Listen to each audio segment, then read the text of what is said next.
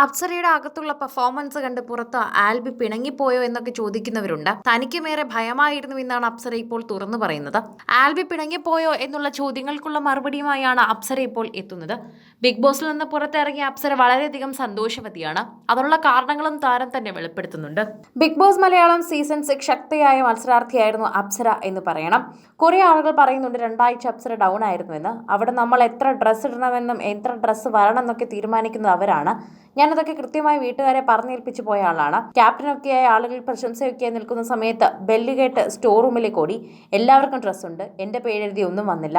അയ്യോ ഇതെന്ത് പറ്റിയെന്ന് വിചാരിച്ചു. പിറ്റേ ആഴ്ച ഞാൻ നോക്കിയപ്പോഴും ഞാൻ മുമ്പ് ഉപയോഗിച്ച വസ്ത്രങ്ങൾ മാത്രമായിരുന്നു ഉണ്ടായിരുന്നത്. 3-ാമത്തെ ആഴ്ചയും ഇത് തന്നെ സംഭവിച്ചു. അതെന്നെ വല്ലാതെ ബാധിച്ചു. കുടുംബത്തിന് പ്രാധാന്യം നൽകുന്ന നാട്ടിൻപുറത്ത് ജനിച്ച സാധാരണക്കാരിയാണ് ഞാൻ. എനിക്ക് ഭയങ്കര പേടിയായി തുടങ്ങി. എന്തെങ്കിലും പറ്റിയോ, എന്തെങ്കിലും പറ്റി ആൽബി ചേട്ടൻ പിണങ്ങിപ്പോയോ, എത്ര പേർ ഞാൻ പറയുന്നത് വിശ്വസിക്കുമോ എന്നറിയില്ല.